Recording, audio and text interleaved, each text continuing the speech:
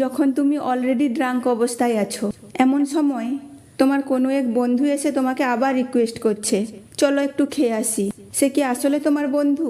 হয়তো তুমি তাকে একবার বারণ করলে যে না, আমি অলরেডি খেয়ে আছি আর খাবো না, তাও কিন্তু সে শুনছে না। চলো না, একটু খেলে কি হবে? আর তুমিও বন্ধুর কথা ফেলতে পারলে না। বন্ধুর মনে কষ্ট হবে ভেবে তুমি চলে গেলে। ওর সাথে ড্রিঙ্ক করে ওঠার পর আবার কোনো এক বন্ধু এসে হাজির হয়ে গেল। ওর সাথে যখন বসে খেলে, আমি কি অপরাধ করলাম? চলো আমার সাথেও একটু হয়ে যাক। তখন তো তুমি বাধ্য। বন্ধুর ভেতরে তো আর তুমি পার্থক্য করতে পারবে না। একজনের সাথে যখন বসে খেয়েছো, আর একজনের সাথে তোমাকে খেতেই হবে। ওর সাথে বসেও তোমাকে খেতে হলো। আসলে তুমি বুঝতে পারলে না, এরা তোমার বন্ধু নয়, এরা প্রাণঘাতী বন্ধু। ওরা আসলে তোমাকে ভালোবাসে না, তোমাকে ব্যবহার করছে যাতে করে ওদের ড্রিঙ্কের বিলটা তুমি মেটাও। তোমাকে যদি ওরা খাওয়াতে না পারে, তাহলে ওদের টাকাটা কে মেটাবে? ওরা যদি তোমার প্রকৃত বন্ধু